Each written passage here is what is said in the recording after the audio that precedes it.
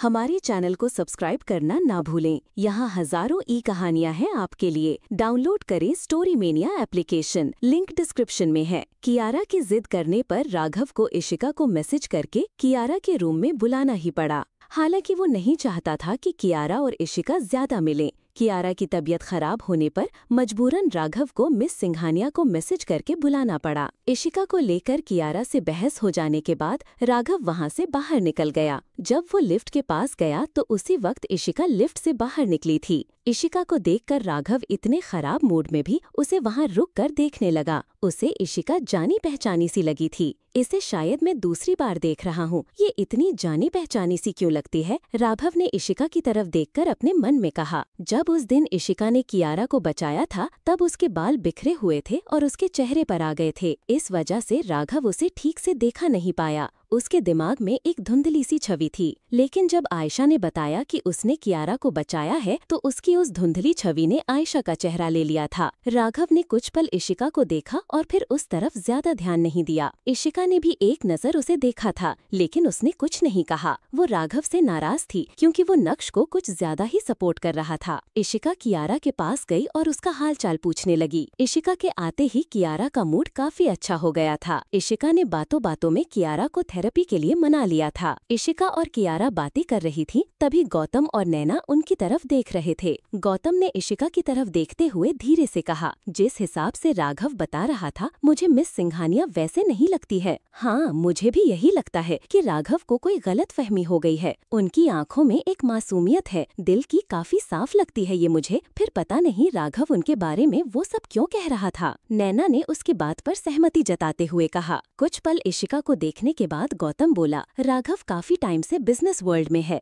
इतने दिनों में उसे लोगों के चेहरे पढ़ने आ गए हैं। हो सकता है कि ये हमारे सामने मासूम बनने का दिखावा करती हो और उसकी असलियत कुछ और ही हो। मैं राघव की बातों को भी इग्नोर नहीं कर सकता। वहीं इशिका ने कियारा से कहा, तुम्हें एक नई जिंदगी मिली है तो तुम्हें उसकी इज्जत करनी चाहिए। मैं तुम्हें यही कहना चाहूंगी कि आगे से किसी चीज के लिए जिद मत करना। बिल्कुल नहीं करूंगी, लाइफ सेवियर, बस तुम मुझसे मिलने के लिए आती रहना। कियारा ने खुश होकर जवाब दिया। इशिका कियारा से बात कर रही थी, तभी उसके पास एक कॉल आया। उसने रिसीव किया तो दूसरी तरफ से एक आदमी ने कहा, मैं पुलिस स्टेशन से बोल रहा हूँ मैम। उस दिन समीर खन्ना और उनकी माँ गायत्री खन्ना पर जो केस हुआ था उसके लिए आपको गवाही देने के लिए पुलिस स्टेशन आना पड़ेगा, क्योंकि आप उस वक्त वहीं पर थीं। आपने सब कुछ अपनी आंखों से देखा था। ठीक है, मैं आ जाऊंगी, इशिका ने जवाब दिया और कॉल कट कर दिया। वहीं दूसरी तरफ से राघव हॉस्पिटल से निकला था तो उसके पास भी पुलिस वाले का कॉल आया था और वो उसे गवाही देने के लिए पुलिस स्टेशन बुला रहा था। मिस्टर मित्तल, आपकी बहन के लिए आपने जो भी केस किया था, हमें उसकी कुछ जरूरी फॉर्मेलिटी पूरी करनी है। वहाँ मौजूद कुछ लोग गवाही देने के लिए भी आ जाने वाले हैं। आप प्लीज पुलिस स्टेशन आ जाइएगा, कांस्टेबल ने कहा। ठीक है, मैं पहुँच जाऊंगा, राघव ने जवाब दिया। जैसे राघव और इशिका के पास कॉल गया था वैसे ही आयशा के पास भी कॉल आया था। वो उसे भी गवाही के लिए बुला रहे थे। आयशा को पुलिस स्टेशन जाने में कोई प्रॉब्लम नहीं थी, क्योंकि जब से उसे पता चला था कि कियारा का भाई कौन है तब से वो उस पर हर तरह का एहसान करने की कोशिश कर रही थी। देखना कैसे मैं उसे अपने इशारों पर नचाती हूँ। उसे कभी पता नहीं चलेगा कि उसकी बहन की जान बचाने वाली लड़की इशिका थी। मैं कभी पता चलने ही नहीं दूंगी, आयशा ने ईवल स्माइल के साथ कहा। वो अपनी जीत पर खुश हो रही थी, तभी उसका मोबाइल बजा। अचानक ही आयशा के चेहरे की मुस्कुराहट गायब हो गई जब उसने देखा ये कॉल आशीष का था। वो कॉल रिसीव तो नहीं करना चाहती थी, पर मजबूरी में उसे कॉल उठाना पड़ा। आयशा ने कॉल रिसीव किया और आइज रोल करके कहा, बोलो क्या काम है? प्लीज आयशा, मेरी मदद करो। अगर इस बार मैंने पैसे नहीं दिए तो वो मुझे जान से मार देंगे। तुम ही मेरी हेल्प कर सकती हो, क्योंकि मैंने तुम्हारा बहुत साथ दिया है, आशीष ने घबराई आवाज में कहा। उसकी बातें सुनकर आयशा गुस्सा हो गई थी और बुरी तरह चिढ़ गई थी। उसने गुस्से से अपनी मुट्ठियां भींच लीं और गुस्सा काबू करके पूछा, बताओ कितने पैसे चाहिए? 5 करोड़, आशीष ने कांपती आवाज में कहा। क्या कहा? कितने चाहिए? आयशा ने एक बार फिर पूछा। उसे लगा कि शायद आशीष को बोलने में कोई कंफ्यूजन हो गई होगी। सिंघानिया फैमिली अमीर थी, लेकिन इतनी भी नहीं कि उनके बैंक अकाउंट में ज्यादा कैश होता था। ज्यादातर पैसा कंपनी प्रॉपर्टीज और शेयर में इन्वेस्ट रहता था। आयशा ने 3-4 दिन पहले ही आशीष को पैसे दिए थे। उसने इशिका से भी पैसे हड़पे थे, तो आयशा को लगा कि कुछ दिनों तक वो अपना मुंह बंद रखेगा। आशीष को उससे जरा भी डर नहीं था। वो सख्ती से बोला, दिया। सुनाई नहीं दे रहा क्या? 5 करोड़ रुपए चाहिए। बात मेरी जान पर आ गई है। तुम मुझे नहीं दे सकती तो सीधे सीधे बोल दो, मैं जाकर इशिका से बात कर लूंगा। आयशा के धमकी देने पर आयशा के चेहरे पर गहरे गुस्से के भाव थे। आयशा ने फिर से कहा, तुम्हारे पास 2 दिन का टाइम है। अगर तुमने मुझे 2 दिन में पैसे नहीं दिए तो मैं इशिका को जाकर सब सच बता दूंगा। मेरी जान से ज्यादा कीमती नहीं है तुम्हारा वो राज। इतना कहकर आयशा ने कॉल कट कर दिया था। आयशा ने गुस्से में अपना फोन पटक दिया था। वो जोर से चिल्लाई, इतने पैसे तो उसे अपनी फैमिली से ही मिल सकते थे। कल जब इशिका घर पर आई थी तब प्रोजेक्ट चोरी करने की बात राधिका को नहीं बताई थी, पर फिर भी राधिका समझ गई थी। इशिका के जाने के बाद से ही वो उससे ठीक से बात नहीं कर रही थी। जो भी हो, डैड इतने पैसे कभी नहीं देंगे, मुझे मॉम की ही हेल्प लेनी होगी, आयशा ने अपने मन में कहा और हिचकिचाते हुए अपने कदम राधिका के कमरे की तरफ बढ़ा दिए। जैसे ही आयशा कमरे के पास गई, उसने राधिका की आवाज सुनी। राधिका ने पूछा, मालविका कहाँ है? कल से वो दिखाई नहीं दे रही है। आदर्श ने राधिका की बात का जवाब देते हुए कहा, क्या फर्क पड़ता है, वो कहीं भी गई होगी, जरूर अपने भाई के पास होगी। अच्छा है वो वहीं पर रहे तो जब भी उसे देखता हूँ मन करता है उसकी जान ले लूं। आदर्श भी वहीं पर था तो शायद उसका काम आसान हो सकता था। ये सोचकर आयशा ने अपने कदम अंदर बढ़ाए और मासूम बनते हुए कहा, मॉम, डैड। उसने जानबूझकर अपनी आंखों को नम कर लिया था ताकि इमोशनल कार्ड खेल सके। आयशा की लाल आंखें देखकर राधिका को दया आई। वो उठकर उसके पास जाना चाहती थी लेकिन वहीं पर बैठी रही। वहीं आदर्श आयशा की तरफ पलटे और सख्त आवाज में बोले, ये मैं क्या सुन रहा हूँ आयशा, तुमने अपनी मॉम के साथ बदतमीजी की। उनकी बात सुनकर आयशा रोने लगी। वो राधिका की तरफ देखकर बोली, मैं क्या करूँ मॉम, मुझे ऐसा नहीं करना चाहिए था, पर पता नहीं क्यों मुझे इशिका से जलन होने लगी। मैंने नोटिस किया कि आप मुझसे ज्यादा इशिका पर अपना ध्यान देने लगी हैं। बस आपकी अटेंशन पाने के लिए मैंने ये सब किया। आयशा के आंसू उन्हें सच्चे लग रहे थे। वो राधिका के पास आई और उसके घुटनों के पास बैठते हुए बोली, वो तो डॉक्टर मर्चेंट है और इतनी इंटेलिजेंट भी है। उसने आपके लिए रूम प्रोवाइड करवाया और वो मेडिसिन भी। मुझे मन ही मन जलन होने लगी कि शायद इसके बाद आपका सारा ध्यान उस पर चला जाएगा। मैं आपसे बहुत प्यार करती हूँ मॉम, बस यही चाहती हूँ कि मेरी जगह आपकी लाइफ में कोई ना ले। राधिका ने उसकी तरफ देखा और उसे उठाकर अपने पास बिठाया। उसने आयशा का हाथ सहलाते हुए कहा, तुम ऐसा सोच भी कैसे सकती हो कि तुम्हारी जगह कोई और ले सकता है? इशिका तो बिल्कुल नहीं। मैं तुमसे बहुत प्यार करती हूँ। मैंने उसकी थोड़ी बहुत मदद की क्योंकि मालविका उसके साथ बुरा बर्ताव करती थी। आगे से ऐसा कभी मत सोचना। क्या सच में? आयशा ने रोते हुए पूछा। उसकी बात सुनकर राधिका ने मुस्कुराकर कहा, हाँ सच में। अब तुम बड़ी हो गई हो तो मैं तुमसे झूठ बोलकर तुम्हें क्यों बहलाऊंगी? आयशा ने फिर मासूम बनने का दिखावा करते हुए आंसुओं के साथ हंसते हुए कहा, ठीक है, तो बताइए आप फिर सबसे ज्यादा प्यार किससे करती हैं? ऑफ कोर्स अपनी बेटी से, सिर्फ और सिर्फ अपनी आयशा से, राधिका ने मुस्कुराकर कहा और उसे अपने सीने से लगा लिया। आयशा की मुस्कुराहट बड़ी हो गई थी, लेकिन तभी राधिका ने कहा, इशिका तुम्हारा बुरा नहीं चाहती है, तुम्हें उसे अपना दुश्मन नहीं मानना चाहिए। इशिका का जिक्र होते ही आयशा की मुस्कुराहट गायब हो गई थी। वो राधिका से अलग हुई और नजरें झुकाकर बोली, ठीक है, आगे से मैं उसके बारे में गलत नहीं सोचूंगी। मैंने जो भी किया उसको भी सुधार लूंगी। आयशा ने राधिका को मना लिया था। अब बारी पैसों की बात करने की थी। आयशा ने घुमा फिराकर बात शुरू करते हुए कहा, मॉम, आज मैं नक्श के साथ शॉपिंग करने के लिए जाने वाली हूँ। वो मेरे लिए एंगेजमेंट रिंग खरीदने वाला है।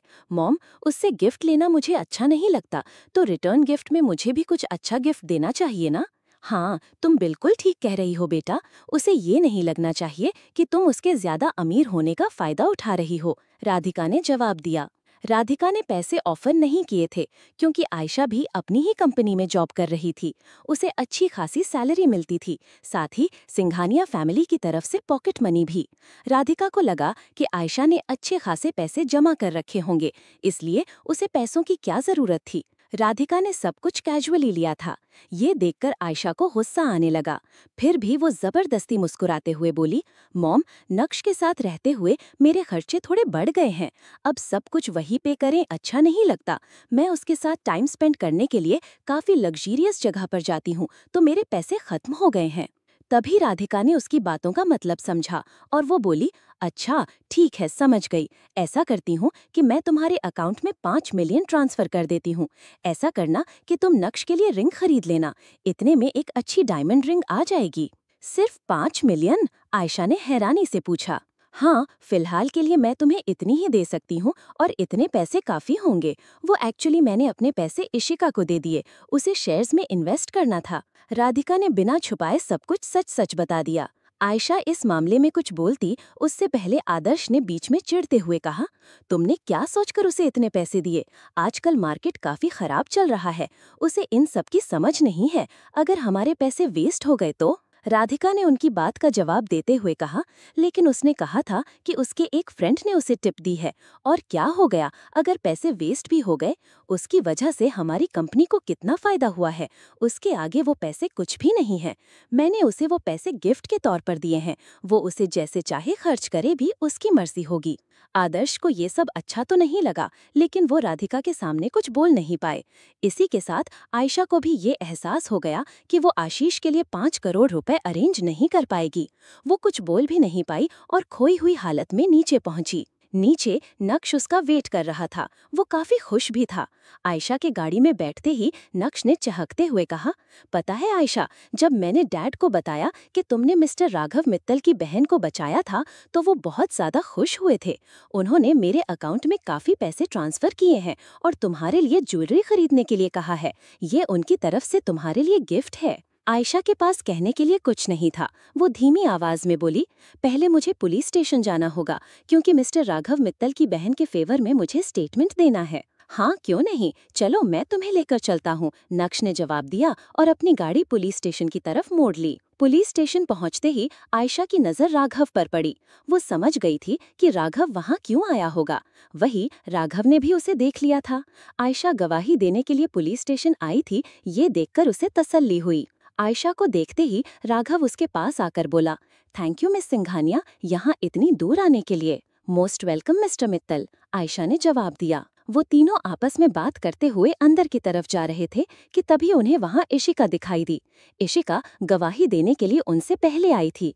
उस दिन वहां क्या हुआ था, उस बारे में इशिका ने हर एक बात अच्छे से पुलिस वालों को बयान में लिखवा दी थी। बयान देने के बाद जब इशिका बाहर जाने लगी, तब पुलिस वाले ने उससे कहा, मिस सिंघानिया, आपने बहुत अच्छा काम किया है। इतने लोगों के खिलाफ होने के बावजूद आपने उस लड़की की मदद की और उसकी जान बचाई। ये वाकई काबिले तारीफ है और हमारा पुलिस स्टेशन इसके लिए आपको सम्मानित करना चाहता है। हम चाहते हैं इस बारे में सबको पता चले और हम सबके सामने आपको सम्मानित करेंगे। फिलहाल के लिए इतना ही। इशिका को तो सम्मान मिलेगा, लगता है आयशा को अपमान मिलने का टाइम आ गया है। पढ़कर समीक्षा करो और कहानी अगर अच्छी लग रही है तो अपना प्यार भी दिखाओ न यार। हमारे चैनल को सब्सक्राइब करना ना भूलें। यहाँ हजारों ई कहानियाँ हैं आपके लिए। डाउनलोड करें story mania application, link description में है। इशिका पुलिस स्टेशन में समीर और उसकी मां के खिलाफ गवाही देने के लिए आई हुई थी। उसने सारी बातें पुलिस वाले को बता दी थी।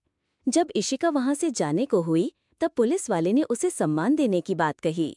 वो सबके सामने इशिका के इस कारनामे की घोषणा करना चाहता था।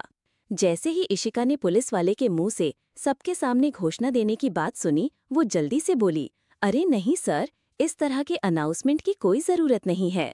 इंस्पेक्टर ने तुरंत कहा, बिल्कुल है, आजकल की यंग जनरेशन को आप लोगों से इंस्पिरेशन लेनी चाहिए। आप भी इतनी यंग हैं, सच कहूँ तो आपकी जगह कोई और होता तो उन सब चीजों को शूट करके सोशल मीडिया पर डालकर फेमस होने का सोचता, पर आपने उसकी हेल्प की। आज की जनरेशन को आपसे प्रेरणा लेनी चाहिए। इंस्पेक्टर के समझाने पर इशिका ने हाँ में सिर हिलाकर कहा, ठीक है, आप ऐसा कीजिए कि अपने कॉन्टैक्ट नंबर और नाम वहाँ उस फॉर्म में लिख दीजिए। जब भी जरूरत पड़ेगी मैं आपको बुला लूंगा। प्लीज थोड़ा टाइम निकालिएगा मिस सिंघानिया, इंस्पेक्टर ने कहा और इशिका के हाथ में एक फॉर्म पकड़ा दिया। इशिका अपनी डिटेल्स भरने लगी। जब इशिका और इंस्पेक्टर बात कर रहे थे, तब कांस्टेबल ने आवाज लगाकर कहा, सर, ये लोग भी कियारा मित्तल के केस से जुड़े हुए हैं और इनकी गवाही भी जरूरी है। आप प्लीज स्टेटमेंट लेने के लिए इन्हें भी अंदर बुला लीजिए। कांस्टेबल ने जब इंस्पेक्टर की तरफ देखकर आवाज लगाई तो आयशा और राघव का ध्यान उस ओर चला गया। इशिका को देखकर राघव के चेहरे पर हल्के हैरानी के घाव थे। वो लड़की जो उसे जानी पहचानी लग रही थी, वो भी उस दिन मौजूद थी, ये जानकर वो चौंक गया था। इशिका ने एक नज़र उनकी तरफ डाली। वो उनसे बात करने में इंटरेस्टेड नहीं थी। आयशा तो उसे वैसे भी अच्छी नहीं लगती थी, ऊपर से राघव भी नक्श को ही सपोर्ट कर रहा था। ये सोचकर इशिका ने उनकी तरफ ध्यान नहीं दिया। हाँ ठीक है, मैं थोड़ी देर में बुला लूंगा। इंस्पेक्टर ने उन्हें इंतजार करने को कहा। जब राघव और आयशा खड़े थे तब उत्सुकतावश राघव ने आयशा से पूछा, क्या ये लड़की भी उस दिन मौजूद थी जब कियारा के साथ वो सब हुआ था? नक्श वहीं पर था। उसने आयशा की तरफ देखा। उसके दिल में अचानक थोड़ा सा डर पैदा हुआ, ये सोचकर कि अगर इशिका ने भी उस दिन कियारा को बचाने में मदद की थी तो फिर वो अभिमन्यु से कैसे जीतेगा। आयशा ने गुस्से से इशिका की तरफ देखा और फिर जवाब में बोली, हाँ ये मेरी बहन है और उस दिन वहीं पर मौजूद थी। एक्चुअली कियारा ने पहले इशिका से ही हेल्प मांगी थी, लेकिन इशिका ने बहुत ही बेरहमी से ये कहकर टाल दिया था कि अगर उसने अपनी मर्जी से शादी की है तो उसे सजा भी भुगतनी होगी। आप चाहें तो नक्श से पूछ सकते हैं, वो ऐसी ही है, उसे दूसरों से कोई मतलब नहीं रहता है। नक्श ने भी आयशा की बात पर सहमति जताते हुए कहा, हाँ आयशा बिल्कुल ठीक कह रही है, इशिका ऐसी ही है, उसे बस खुद से मतलब है। आयशा ने आगे कहा, उसने तो मुझे भी कॉल करने से रोका था।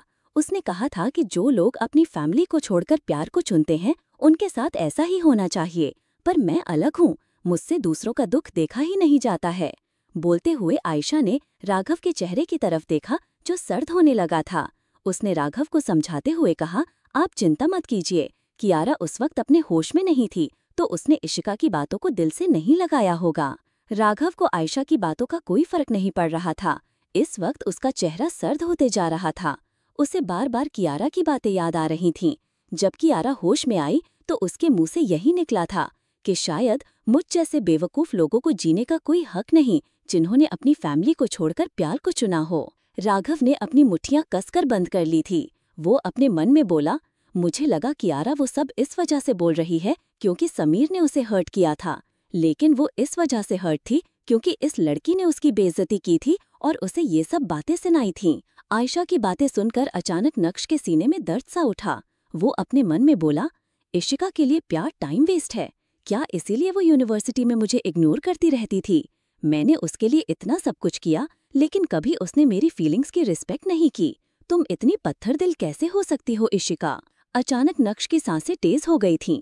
उसने आयशा से कहा, मैं बाहर तुम्हारा वेट करता हूँ, मुझे थोड़ा सफोकेशन फील हो रहा है। तुम ऐसा करो कि तुम अपना स्टेटमेंट देने के बाद आ जाना। नक्श ने आयशा के जवाब का इंतजार भी नहीं किया और जल्दी से बाहर चला गया।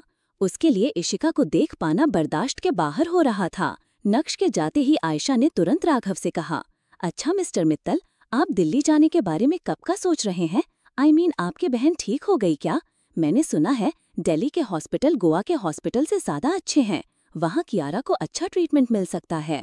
राघव, जो अब तक इशिका को घूर रहा था, उसने तुरंत अपनी नजरें दूसरी तरफ कर ली। वो जवाब में बोला, हाँ बस कल कॉन्ट्रैक्ट पर साइन हो जाएंगे और फिर परसों डॉक्टर से बात करके मैं कियारा को लेकर दिल्ली चला जाऊंगा। राघव नहीं चाहता था कि कियारा वहाँ रुककर एक बार मिस सिंघानिया यानी आयशा से मिले, इसलिए वो जल्द से जल्द उसे वहाँ से ले जाना चाहता था। वहीं आयशा ने भी राहत की सांस ली। उसे डर था कि अगर राघव मित्तल ज्यादा दिनों तक गोवा में रहा तो उसके सामने इशिका की सच्चाई आ ही जाएगी। ऐसे में राघव का वहाँ से जल्द चले जाना ही ठीक था। जल्द ही उन्हें गवाही देने के लिए अंदर बुला लिया गया था। वहीं इशिका भी बाहर निकल गई थी। वो बाहर खड़ी होकर अपनी कार के आने का इंतजार कर रही थी। इशिका वहाँ खड़ी थी, तभी उसके कानों में नक्श की आवाज सुनाई दी। नक्श उसके पास आते हुए बोला, इशिका, मुझे नहीं पता था कि तुम ही डॉक्टर मर्चेंट हो। अच्छी बात है कि तुमने अपनी लाइफ में इतनी प्रोग्रेस की, लेकिन तुम जो कंपनी खड़ी करने की सोच रही हो वो एक अच्छे फाइनेंशियल स्टेटस के बिना नहीं हो पाएगी। बिना पैसों के तुम अपनी कंपनी को 1 साल तक भी नहीं चला पाओगी। इशिका ने उसकी तरफ बोरियत भरे लहजे में देखा और फिर कोई जवाब नहीं दिया। इशिका का इस तरह इग्नोर करना नक्श से बर्दाश्त नहीं हो रहा था। उसे अंदर ही अंदर घुटन महसूस हो रही थी। यूनिवर्सिटी में इशिका सबको ऐसे ही इग्नोर करती थी, लेकिन उसने नक्श के साथ अपना बर्ताव अच्छा रखा क्योंकि वो उसे अपना दोस्त समझती थी। लेकिन आज इशिका सबकी तरह उसे भी इग्नोर कर रही थी। आखिर में हार मानकर नक्श ने कहा, तुम अपनी जिद के चक्कर में एक बहुत बड़ा मौका गंवा रही हो। कौन सा मौका? इशिका ने हैरानी से पूछा। नक्श ने उसे देखकर सिर हिला दिया था। इशिका ने उसे आगे कुछ नहीं पूछा क्योंकि उसकी गाड़ी आ गई थी। वैसे भी नक्श की बातें उसके लिए इम्पोर्टेंट नहीं होती थीं। इशिका हाँ नक्श से दूर जा रही थी तो उसे ऐसे लग रहा था कि वो उसे हमेशा के लिए खुद से दूर भेज रहा है। इशिका के जाते ही नक्श ने खुद से कहा, मुझे कोई फर्क नहीं पड़ता कि तुम ही डॉक्टर मर्चेंट हो। तुम कितनी भी सक्सेस हासिल कर लो, इशिका सिंघानिया, लेकिन मैं एक नाजायज लड़की से कभी शादी नहीं करूंगा। नक्श इशिका को नाजायज औलाद बोलकर खुद को मन ही मन तसल्ली दे रहा था। हालांकि इशिका के दूर जाने का गम उसे कितना था, इस बात को वो अच्छे से समझता था। वहीं आयशा और राघव भी बयान देकर बाहर आ गए थे। उन्हें देखते ही नक्श उनके पास गया। जाने से पहले राघव ने हल्के तरीके से कहा, मिस सिंघानिया, मिस्टर राजवंश, मेरी वजह से आप दोनों की डेट खराब हुई, उसके लिए आई एम रियली सॉरी। ऐसा कुछ नहीं है मिस्टर मित्तल, मैं आपके काम आई, मेरे लिए बहुत बड़ी बात है। वैसे आप कहाँ जा रहे हैं मिस्टर मित्तल? आयशा ने हल्का मुस्कुराते हुए कहा। राघव ने उसकी बात का जवाब देते हुए कहा, बस मिस्टर राजवंश के साथ मीटिंग है। आज ऑफिशियली कॉन्ट्रैक्ट पेपर पर साइन हो जाएंगे और फिर दोनों कंपनी साथ मिलकर प्रोजेक्ट पर काम करेगी। उसकी बात सुनकर नक्श ने मौके का फायदा उठाते हुए कहा, मुझे अफसोस है कि मेरी वहाँ कोई बड़ी पोजीशन नहीं है, वरना मैं भी आज आपके साथ कॉन्ट्रैक्ट साइन करते वक्त मीटिंग में मौजूद रहता। उसकी बात सुनकर राघव का चेहरा सख्त हो गया था। अभिमन्यु को कहने के बावजूद भी उसने नक्श को प्रमोट नहीं किया था। तो वही आयशा ने जल्दी से कहा, क्या कहा तुमने? अभी तक तुम्हारा प्रमोशन नहीं हुआ है क्या? मेरी तो मिस्टर मित्तल से इस बारे में बात हुई थी। फिर तुम्हारा प्रमोशन कैसे नहीं हुआ? क्या उन्होंने अभिमन्यु चाचू से इस बारे में बात नहीं की थी? राघव उनके सामने ही था, इस वजह से वो बातों की बातों में उसे अच्छी तरह से ब्लैकमेल कर रहे थे। नक्श ने हताश स्वर में जवाब देते हुए कहा, चाचू ने कहा है कि कॉन्ट्रैक्ट साइन होने के बाद ही वो मुझे प्रमोट करेंगे। वो बहुत बिजी रहते हैं, तो मुझे डर है कि कहीं वो भूल ना जाए। ऐसे कैसे भूल जाएंगे? आयशा ने सिर हिलाकर कहा। फिर वो राघव से बोली, अच्छा मिस्टर मित्तल, आप कॉन्ट्रैक्ट साइन करने के लिए जा ही रहे हैं, तो प्लीज अभिमन्यु चाचू को इस बारे में याद दिला देना कि उन्हें नक्श को प्रमोट करना है, तभी ये कॉन्ट्रैक्ट साइन होगा। बिजनेस करते हुए राघव को ऐसे लोग पहले भी मिले थे जो मौके का फायदा उठाने से नहीं चूकते थे, लेकिन उसने ये नहीं सोचा था कि आयशा और नक्श उसका इस तरह से फायदा उठाएंगे। उसे कहीं न कहीं कियारा पर भी गुस्सा आ रहा था कि वो जिसे अपनी लाइफ सेवियर या अपनी दोस्त समझने लगी थी, वो किस तरह उसकी जान बचाने के चक्कर में राघव का फायदा उठा रही थी। ठीक है, मैं याद दिला दूंगा, राघव ने बहुत ही रूखे तरीके से जवाब दिया। उन दोनों से बात होने के बाद राघव तुरंत राजवंश एम्पायर जाने के लिए निकल गया। इतने बड़े प्रोजेक्ट पर कॉन्ट्रैक्ट साइन होना कोई मामूली बात नहीं थी। वहाँ राजवंश ग्रुप और मित्तल ग्रुप के इम्पोर्टेंट लोग बैठे हुए थे और वो किसी बड़ी बिजनेस सेरेमनी की तरह था। एक बड़ी सी टेबल के आमने सामने अभिमन्यु और राघव बैठे हुए थे, जबकि उनके आसपास उनकी कंपनी में काम करने वाले इम्पोर्टेंट पोजीशन के लोग थे। इतने लोगों के बीच ये कॉन्ट्रैक्ट साइन होना था। अभिमन्यु ने पहले जरूरी फॉर्मेलिटी पूरी की। जब वो पेपर साइन करने लगा तो उसने देखा कि वहाँ पर राघव के साइन नहीं किए हुए थे। ये देखकर उसके चेहरे के भाव सख्त हो गए थे। अभिमन्यु ने सर्द निगाहों से राघव की तरफ देखकर कहा, मिस्टर मित्तल, क्या आपको इस कॉन्ट्रैक्ट पर कोई शक है क्या? राघव ने गहरी सांस ली और कहा, नहीं, कॉन्ट्रैक्ट बिल्कुल ठीक है मिस्टर राजवंश, लेकिन अगर आपको याद हो तो मैंने पहले ही ये शर्त रखी थी कि जब तक मिस्टर नक्श राजवंश को इस प्रोजेक्ट में इन्वॉल्व नहीं किया जाएगा तब तक मैं कॉन्ट्रैक्ट साइन नहीं करूंगा। इस प्रोजेक्ट में इन्वॉल्व होने वाले सभी लोग इस मीटिंग में मौजूद हैं, लेकिन मुझे मिस्टर नक्श राजवंश दिखाई नहीं दे रहे हैं। अभिमन्यु को बहुत गुस्सा आ रहा था, लेकिन उसने खुद को काबू में किया और राघव की आंखों में देखते हुए कहा, आपको नहीं लगता मिस्टर मित्तल,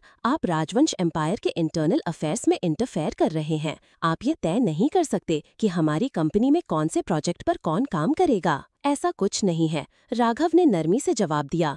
मुझे बस मिस्टर नक्श राजवंश काफी टैलेंटेड लगे। ये प्रोजेक्ट हमारी कंपनी के लिए बहुत जरूरी है, इसलिए मैं चाहता हूँ कि इसमें टैलेंटेड लोग इन्वॉल्व हों। मैं यहाँ पर दबाव नहीं डाल रहा हूँ, बस छोटी सी रिक्वेस्ट है कि आप मिस्टर नक्श राजवंश को भी इसमें इन्वॉल्व कर लीजिए। हालांकि राघव को इस बात से फर्क नहीं पड़ता था कि राजवंश एम्पायर के कौन से लोग इस प्रोजेक्ट पर काम करते हैं, लेकिन आयशा के प्रेशराइज करने पर राघव को सबके सामने वो सब कहना पड़ रहा था। बातों ही बातों में राघव ने सबको इस बात का एहसास कर दिया था कि जब तक उसकी बात नहीं मानी जाएगी वो कॉन्ट्रैक्ट पेपर पर साइन नहीं करेगा। अचानक ही वहाँ का माहौल एकदम गर्म हो गया था। सबसे ज्यादा गुस्सा तो पृथ्वी को आ रहा था। नक्श ने ऐसा कुछ नहीं किया था जो उसे इतने बड़े प्रोजेक्ट में इन्वॉल्व किया जाए। उसने तो अपनी एजुकेशन भी थोड़े टाइम पहले ही पूरी की थी, फिर भी उसे इतनी बड़ी पोजीशन क्या सोच कर दी जा रही थी। अभिमन्यु सख्त निगाहों से राघव को घूर रहा था। राघव ने बेपरवाही से कंधे उचकाकर कहा ना मिस्टर राजवंश, एक छोटी सी रिक्वेस्ट है।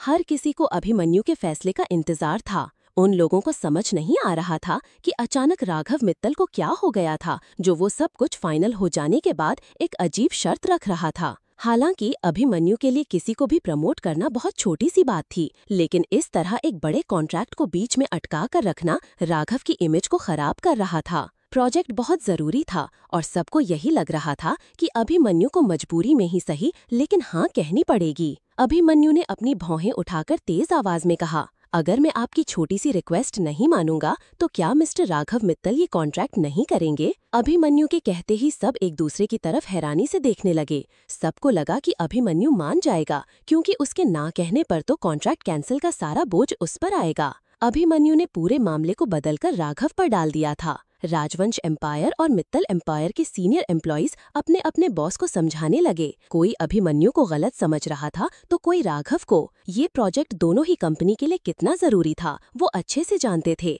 ऐसे में उन दोनों की जिद सब बर्बाद कर रही थी। अब ये देखना बाकी था कि कौन पहले हार मानने वाला था। ब्ला ब्ला ब्ला ब्ला ब्ला। आपको क्या लगता है, अभिमन्यु अपने घुटने टेकेगा या राघव? अच्छा, आपको कहानी का ये ट्विस्ट और टर्न अच्छा तो लग रहा है ना? प्लीज समीक्षा में लिखते रहा करो यार, थोड़ी तारीफ करो, अच्छा लगता है। अच्छा हाँ, thanks for your love and support. हमारे चैनल को सब्सक्राइब करना ना भूलें। यहाँ हजारों ई कहानियाँ हैं आपके लिए। डाउनलोड करें story mania application, link description में है। राजवंश एम्पायर और मित्तल एम्पायर के बीच जो डील साइन हो रही थी उसका कॉन्ट्रैक्ट साइन हो रहा था। प्रोजेक्ट में शामिल होने वाले सभी लोग मीटिंग में बैठे हुए थे। अभिमन्यु जब कॉन्ट्रैक्ट साइन करने लगा तो उसने देखा कि कॉन्ट्रैक्ट पर अब तक राघव के साइन नहीं हुए थे। अभिमन्यु के पूछने पर राघव ने कहा कि वो इस कॉन्ट्रैक्ट को तभी साइन करेगा जब नक्श को इस प्रोजेक्ट में एक इम्पॉर्टेंट पोजीशन दी जाएगी। राघव ये सब आयशा का एहसान चुकाने के लिए कर रहा था। राघव को लगा कि अभिमन्यु उसकी शर्त मानकर कॉन्ट्रैक्ट साइन कर देगा, क्योंकि ये प्रोजेक्ट दोनों ही कंपनी के लिए इम्पॉर्टेंट था। लेकिन अभिमन्यु भी अपनी जिद का पक्का था। उसने कॉन्ट्रैक्ट साइन नहीं किया। वहाँ एक चुप्पी छाई हुई थी। ऐसा लग रहा था जो पहले बोलेगा वही इस जंग में हार जाएगा। एक लंबी चुप्पी के बाद राघव को लगा कि अभिमन्यु हार नहीं मानेगा। तब उसने कहा, आप मुझे गलत समझ रहे हैं मिस्टर राजवंश। मैंने पहले ही कहा था कि ये मेरी एक छोटी सी रिक्वेस्ट है और सजेशन भी कि मिस्टर नक्श राजवंश को इस प्रोजेक्ट में शामिल किया जाए। राघव के कहते ही अभिमन्यु ने थोड़ा नरमी से कहा, ठीक है, पहले कॉन्ट्रैक्ट साइन करते हैं। अगर मुझे लगा कि फ्यूचर में नक्श इस प्रोजेक्ट के लिए हेल्पफुल रहेगा तो मैं उसे जरूर इन्वॉल्व करूंगा। अभिमन्यु ने अपनी तरफ से एक प्रॉमिस किया था, लेकिन ये तभी पूरा होगा जब नक्श खुद को साबित करेगा। दोनों पक्षों ने उनकी बात पर सहमति जताई। पूरी बात फाइनल हो जाने के बाद अभिमन्यु और राघव ने कॉन्ट्रैक्ट पर साइन कर दिए थे। राघव खड़ा हुआ। उसने अभिमन्यु से हाथ मिलाते हुए कहा, मिस्टर राजवंश, आपके साथ काम करके अच्छा लग रहा है। उम्मीद है कि हम फ्यूचर में फिर से कोलैब करेंगे। अभिमन्यु ने उसकी बात का कोई जवाब नहीं दिया। उसका ये रवैया यही जता रहा था कि थोड़ी देर पहले राघव ने जो शर्त रखी थी वो उससे अब तक नाराज था। राघव को अभिमन्यु से अकेले में बात करनी थी, इसलिए उसने सबको वहां से भेज दिया था। अब मीटिंग रूम में सिर्फ अभिमन्यु और राघव ही बचे थे। अभिमन्यु भी वहां से जाने के लिए निकल रहा था, तभी राघव ने पीछे से तेज आवाज में कहा, देखो, तुम मुझे गलत मत समझो। अगर तुम्हें ये लग रहा है कि मैं मासी का बदला तुमसे निकाल रहा हूँ तो तुम बिल्कुल गलत हो। मैं पर्सनल और प्रोफेशनल लाइफ को मिक्स नहीं करता हूँ। आयशा सिंघानिया ने मेरे ऊपर एक छोटा सा एहसान किया है और बदले में वो नक्श का प्रमोशन चाहती है, तो मैं इसलिए ये सब कर रहा हूँ। अभिमन्यु ने पलटकर उसकी तरफ देखा और फिर सख्ती से बोला, मैं तुमसे कोई एक्सप्लेनेशन नहीं मांगी है और ना ही तुम्हें सफाई देने की जरूरत है। मुझे कोई फर्क नहीं पड़ता कि तुम क्या और क्यों करते हो। अभिमन्यु का इतना रूखा बर्ताव देखकर राघव को गुस्सा आने लगा। वो चिढ़कर बोला, तुम्हें नहीं जानना होगा, लेकिन फिर भी मैं बता रहा हूँ। कुछ दिनों पहले मेरी बहन कियारा मित्तल की हालत हॉस्पिटल में बहुत खराब थी। वो मरने वाली थी। ऐसे में कोई उसकी हेल्प नहीं कर रहा था। तब आयशा सिंघानिया आगे आई और उसने मेरी बहन की जान बचाई। मैं बस उसके एहसान का बदला उतार रहा हूँ। राघव और अभिमन्यु के बीच कोई गलतफहमी ना आए, इसलिए राघव ने उसे सब बता दिया। अभिमन्यु ने उसकी तरफ आंखें छोटी करके देखा, लेकिन वो एक शब्द भी नहीं बोला। अभिमन्यु चुपचाप कमरे से बाहर आ गया। पृथ्वी बाहर उसका इंतजार कर रहा था। अभिमन्यु के निकलते ही वो उसके पीछे चलते हुए बोला, सर, दोनों कंपनीज कॉन्ट्रैक्ट साइन होने की खुशी में जो पार्टी ऑर्गेनाइज कर रही हैं, उसकी तैयारियां हो गई हैं। राघव मित्तल के मॉम डैड भी यहाँ आए हुए हैं, तो निश्चित रूप से वो भी इसमें पार्टी में शामिल होंगे। ठीक है, अभिमन्यु ने जवाब में इतना ही कहा। अभिमन्यु को उनके परिवार के बारे में जानने में कोई दिलचस्पी नहीं थी, खासकर नैना मित्तल के बारे में, जो उसकी मासी लगती थी। पृथ्वी अभिमन्यु के पीछे पीछे चल रहा था। वो बोला, पार्टी हमें भी अटेंड करनी होगी, अकेले जाएंगे तो अच्छा नहीं लगेगा। मैं ऑफिस में किसी से बात करूं या फिर हम मिस सिंघानिया को भी अपने साथ लेकर जा सकते हैं। वहाँ ज्यादातर कपल ही आने वाले हैं। ऊपर से सबको पता है कि आप मैरिड हो। मिस सिंघानिया को गेट टुगेदर अटेंड करना पसंद नहीं है, तो तुम उसके बारे में भूल जाओ, अभिमन्यु ने सख्ती से जवाब दिया। अभिमन्यु ने किसी और को साथ ले जाने के बारे में नहीं कहा था। इसका मतलब पृथ्वी समझ गया था कि उसे किसी के साथ की जरूरत नहीं है। अचानक पृथ्वी चौंक गया। उसने मन में कहा, क्या इन्होंने अभी अभी ये कहा क्या कि उन्हें गेट टुगेदर पसंद नहीं है, लेकिन इन्हें मिस सिंघानिया की चॉइस से इतना फर्क कब से पड़ने लगा? पहले तो उसका नाम लेने पर गुस्सा हो जाया करते थे। पृथ्वी ने महसूस किया कि अभिमन्यु का बर्ताव काफी बदल गया है, लेकिन इशिका की तरफ से उसे ऐसा कुछ नहीं लगा। जल्द ही वो हॉस्पिटल पहुंच गए थे। अभिमन्यु जब कमरे के अंदर आया तो हमेशा की तरह उसके चेहरे के भाव सख्त थे, मानो वो कई सारे लोगों को एक साथ डांट कर आया हो। बिल्लू ने भी आकर अभिमन्यु के सामने पूंछ हिलाई, लेकिन अभिमन्यु ने कोई रिस्पॉन्स नहीं दिया। इशिका नजरें चुराकर उसे देख रही थी। इशिका ने अपना काम जारी रखा। आखिर उसे जल्द से जल्द वसुधा के लिए दवाई बनानी थी, ताकि उसे सब याद आ जाए। वही वसुधा ये सोच रही थी कि उसे किस तरह इशिका और अभिमन्यु को करीब लाना चाहिए। अभिमन्यु फ्रेश होने के लिए बाथरूम में गया। इस बीच वसुधा ने पृथ्वी से धीमी आवाज में कहा, आज उसे मित्तल फैमिली के साथ काम करने में दिक्कत हुई होगी ना, शायद तभी वो इतना परेशान नजर आ रहा है। जब सामने राघव मित्तल जैसा इंसान हो तो परेशानी होनी ही है दादी। पता नहीं उस इंसान को दिक्कत क्या है, जो वो हमेशा सर के खिलाफ डिसीजन लेता है और हमेशा लड़ाई करने के मौके ढूंढता रहता है। उसका बस चले तो वो नक्श राजवंश को कंपनी का हेड बना दे, पृथ्वी ने जवाब दिया। पृथ्वी की बात सुनकर इशिका ने उसकी तरफ घूरा। वो नक्श की बुराई वसुधा जी से कर रहा था, मानो वसुधा और नक्श का कोई रिश्ता ही ना हो। इशिका को लगा कि वसुधा पृथ्वी को डांटेगी, लेकिन वसुधा ने उसे उल्टा ही कहा, मुझे नहीं लगता कि नक्श का मित्तल परिवार के साथ कोई रिश्ता होगा। उल्टा मित्तल परिवार को तो उनसे नफरत करनी चाहिए। अगर इस लड़के की माँ की जिंदगी खराब हुई तो नक्श के बाप की वजह से, वरना वो जैसे तैसे करके यहाँ रुक ही जाती। वसुधा बिना किसी सोच विचार के हमेशा अभिमन्यु का ही साथ देती थी, चाहे वो कितना भी गलत क्यों न हो। पृथ्वी ने चिढ़कर जवाब में कहा, अफसोस की बात है कि मित्तल फैमिली अपने सगे रिश्ते को भूलकर उन लोगों के साथ रिश्ते निभाने में लगी हुई है, जिनकी वजह से उनकी बहन की जिंदगी बर्बाद हुई थी। जिसे नफरत करनी चाहिए, उनके साथ रिश्ते अच्छे से निभाए जा रहे हैं, और जो खुद का खून है उस पर गुस्सा दिखाया जा रहा है। इशिका को लगा वो दोनों यहीं पर रुक जाएंगे, लेकिन वसुधा ने आगे कहा, सुबह क्या हुआ था? तुम लोग उस औरत की बेटी से मिलने के लिए गए थे ना? उसने इस लड़के को देखकर बिल्कुल भी रिएक्ट नहीं किया क्या? आखिर वो उसकी बहन का बेटा है। दादी, हम उनसे नहीं मिले, हमें अंदर ही नहीं जाने दिया गया। उनके गार्ड ने कहा कि पेशेंट की हालत ठीक नहीं है और हमें भेज दिया। पृथ्वी ने सिर हिलाकर जवाब दिया। तो क्या हुआ? कौन सा तुम दोनों जाकर उसके साथ में बातें करने वाले थे? बस एक बार देखना ही तो था। उन्होंने कभी अपनी तरफ से रिश्ते ठीक करने की कोशिश नहीं की, और अब तुम लोग गए तो उन्होंने अपने कदम आगे नहीं बढ़ाए, वसुधा ने हल्के गुस्से में कहा। वसुधा बहुत ज्यादा सोच रही थी। पहले अभिमन्यु के साथ जो भी हुआ उसके लिए वो उसकी माँ को जिम्मेदार ठहराती थी, क्योंकि उसने 7 महीने में ही अपनी डिलीवरी करवाई, जिससे अभिमन्यु कमजोर पैदा हुआ और उसने काफी कुछ सहन किया। बाद में जब राजवंश फैमिली के साथ अभिमन्यु के रिश्ते ठीक नहीं थे, तो वो चाहता था कि कम से कम मित्तल फैमिली या उसके नानी के साइड के किसी भी परिवार के साथ उसके रिश्ते अच्छे रहें, ताकि उनके जाने के बाद अभिमन्यु का कोई अपना इस दुनिया में रहे। पता नहीं उन लोगों की दिक्कत क्या है, वसुधा ने परेशान होकर कहा। इशिका से उनकी परेशानी देखी नहीं गई। वो उठकर उनके पास गई और काफी प्यार से बोली, दादी, अगर आप कहो तो मैं दोनों फैमिली के बीच सुलह कराने की कोशिश कर सकती हूँ। इशिका ने ऐसा इसलिए कहा था क्योंकि उसने कियारा की जान बचाई थी। वो मिस्टर और मिसेस मित्तल से मिल चुकी थी। उनका व्यवहार काफी अच्छा था। इशिका को लगा कि अगर वो बात करके देखेगी तो शायद अभिमन्यु और मित्तल फैमिली के बीच के रिश्ते कुछ हद तक ठीक हो सकते हैं। अभिमन्यु बाथरूम से बाहर आ गया था। उसने इशिका की बात सुनी तो वो सिर हिलाकर बोला, आप मित्तल फैमिली को जानती हैं मिस सिंघानिया? हाँ, मैंने उनके ऊपर एक छोटा सा एहसान किया था। उनके मुताबिक ये एहसान है, लेकिन मैं बस एक हेल्प की थी, इशिका ने जवाब में कहा। अचानक अभिमन्यु को कुछ एहसास हुआ। उसने इशिका की आंखों में देखते हुए कहा, तो तुम वही हो जिसने उस फैमिली की बेटी की जान बचाई थी। अभिमन्यु तुरंत ही समझ गया था कि कियारा की जान बचाने वाली आयशा नहीं, बल्कि इशिका थी। इशिका हैरानी से अभिमन्यु की तरफ देखने लगी। उसने पूछा, आपको कैसे पता? मैंने इस बारे में किसी को नहीं बताया।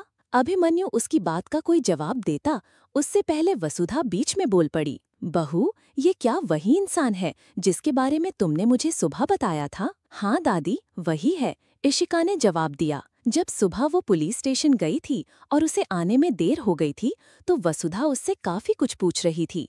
तब उसने उसे सब कुछ शॉर्ट में बताया था। हैरानी की बात थी कि वसुधा को अब तक सारी बातें याद थीं। इशिका ने एक नज़र वसुधा के चेहरे की तरफ देखा। पिछले कई दिनों से उनकी तबीयत खराब नहीं हुई थी और अब वो स्वस्थ भी नजर आ रही थी। इशिका ने अपने मन में कहा, दादी की रिकवरी रेट बढ़ रही है, यही सही वक्त है उन्हें वो दवाई देने का। मुझे जल्द से जल्द उस पर काम करना शुरू करना होगा। बस एक बार ये रिसर्च खत्म हो जाए। अभिमन्यु उनकी बातों को सुन रहा था। अचानक उसके चेहरे पर हल्की शरारती मुस्कुराहट आ गई। उसे सब समझ आ गया था कि कैसे आयशा इशिका का नाम लेकर फायदा उठा रही थी। अगर बात इशिका की नहीं होती तो अभिमन्यु को इस मैटर से कोई फर्क नहीं पड़ता। अभिमन्यु ने इशिका की तरफ देखा और हल्के तरीके से कहा, मिस सिंघानिया, कल रात एक राजवंश एम्पायर और मित्तल एम्पायर का एक जॉइंट गेट टुगेदर है। डील होने की खुशी में पार्टी थ्रो की जा रही है। क्या आप मेरे साथ वहां चलना चाहेंगी? नहीं, इशिका ने बिना सोचे समझे सीधे सीधे मना कर दिया। अभिमन्यु ने अपनी मुस्कुराहट छुपाते हुए कहा, थोड़ी देर पहले तो यहाँ दोनों फैमिलीज के बीच सुलह कराने की बातें कर रहा था।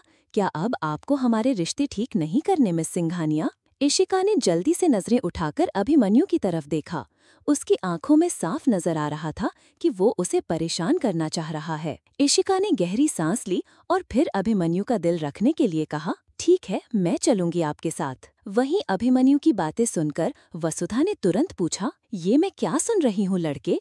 तुम्हें तो मित्तल फैमिली पसंद नहीं थी, फिर तुम उनके साथ में पैचअप करने के बारे में कैसे सोच रहे हो? अभिमन्यु उनकी इस बात का जवाब नहीं देना चाहता था, क्योंकि उसे तो इशिका की सच्चाई साबित करने के लिए उसे पार्टी में लेकर जाना था। उसने तुरंत टॉपिक बदलते हुए कहा, अच्छा दादी, आज आपने लंच में क्या खाया था? मैंने इडली और सांभर खाया था। स्वीट डिश में मफिन्स थे जिसके अंदर चीनी नहीं डाली गई थी, वसुधा ने जवाब दिया। वहीं पृथ्वी हैरानी से अभिमन्यु को देख रहा था। उसने कभी अपनी माँ के साथ रिश्ता जोड़ने का नहीं सोचा। यहाँ तक कि इस मीटिंग के दौरान भी राघव ने कई बार उसके साथ बात करने की कोशिश की थी, लेकिन अभिमन्यु ने उसे साफ यही कहा था कि उनके बीच में बिजनेस के अलावा और कोई रिश्ता नहीं बन सकता है। अभिमन्यु इशिका को पार्टी में लेकर जा रहा था, ये थोड़ा हैरानी की बात थी। पृथ्वी ने अपने मन में कहा, जरूर सर मिस सिंघानिया के क्लोज आने के लिए ये सब कर रहे हैं। खैर, ये भी अच्छा है। रात को डिनर के बाद हमेशा की तरह इशिका बिल्लू को लेकर वॉक पर जाने लगी। वहीं पृथ्वी कुछ फाइल्स के साथ जा रहा था। वो दोनों लिफ्ट में एक साथ ही थे। अचानक पृथ्वी ने इशिका से पूछा, अच्छा मिस सिंघानिया, आपको किस तरह के आदमी पसंद है? वो ये सब अभिमन्यु के लिए पूछ रहा था। हालांकि वो जानता था कि इशिका के पहले से बॉयफ्रेंड है, लेकिन जब तक वो अभिमन्यु की पत्नी है तब तक इशिका अभिमन्यु से अलग नहीं हो सकती थी। उसके हिसाब से अगर इस बीच अभिमन्यु इशिका का दिल जीत लेगा तो वो हमेशा के लिए उसकी पत्नी बनकर रहेगी। उसका सवाल सुनकर इशिका थोड़ा चौंक गई। उसने कभी प्यार जैसी फीलिंग को महसूस नहीं किया था। उसने खुद को इस फीलिंग से दूर रखने का डिसीजन लिया था, इसीलिए वो हर एक लड़के को मना करती रही। उसके हिसाब से अगर वो किसी के साथ प्यार में पड़ जाती तो शायद उसका करियर कभी नहीं बन पाता। पृथ्वी के पूछते ही इशिका के दिमाग में सबसे पहले अभिमन्यु का हैंडसम चेहरा आया।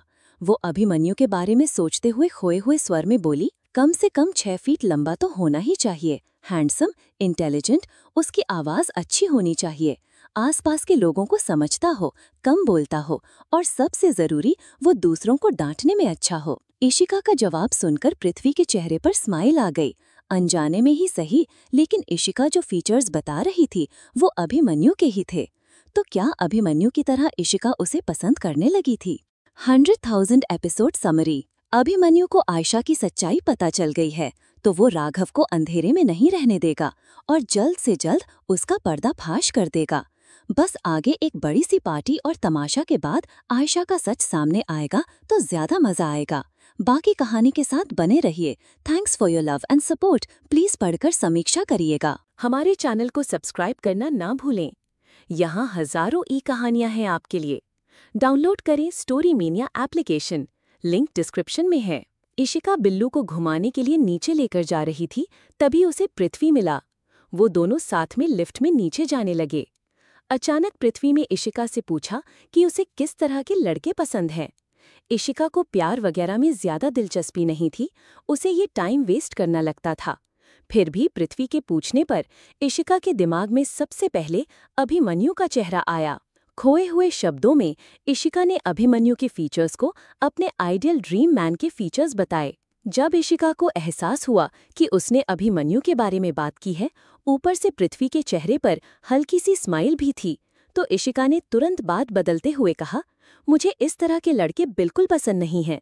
मुझे वो लड़के अच्छे लगते हैं जो फ्रेंडली नेचर के हों, जोक्स सुनाते हों, हंसते रहें, खुद भी खुश रहें और अपने आसपास के लोगों को भी खुश रखें। इशिका के बताते ही पृथ्वी का मुंह बन गया। एक हंसते रहने वाला, चुटकुले सुनाने वाला आदमी तो उसका बॉस कभी नहीं हो सकता था। वो तो एक सख्त मिजाज वाला आदमी था जो लोगों को डांटता रहता था। पृथ्वी के चेहरे के एक्सप्रेशन बदले हुए देखकर इशिका ने राहत की सांस ली, पर उसके गाल लाल होने लगे थे। लिफ्ट के रुकते ही उसने जल्दी से बिल्लू को अपनी गोद में उठाया और बाहर जाने लगी। पृथ्वी ने आह भरी, क्योंकि यहाँ अभिमन्यु के लिए कोई उम्मीद नहीं थी। उसके आसपास अभिमन्यु नहीं था, ये सोचकर उसने राहत की सांस ली। लेकिन जैसे ही पृथ्वी पलटा, उसने देखा कि पीछे अभिमन्यु खड़ा था। पृथ्वी जल्दी से उसके पास गया और हड़बड़ाकर बोला, सर, आपको नहीं लगता कि आपको मुस्कुराते रहना चाहिए? तुम आजकल कुछ ज्यादा ही बातें करने लगे हो, अभिमन्यु ने उसे घूरते हुए कहा। उसे डांटने के बाद अभिमन्यु बाहर की तरफ निकल गया। थोड़ी दूर आगे चलने पर उसको इशिका दिखाई दी। पृथ्वी के कहे मुताबिक न जाने क्यों अभिमन्यु ने इशिका को देखकर मुस्कुराहट दी। वहीं इशिका ने अभिमन्यु को मुस्कुराते हुए देखा तो वो हैरानी से बोली, मिस्टर राजवंश, आपकी तबीयत तो ठीक है ना? वो बातों ही बातों में अभिमन्यु को परेशान करना चाह रही थी, तो अभिमन्यु का तुरंत मुंह बन गया।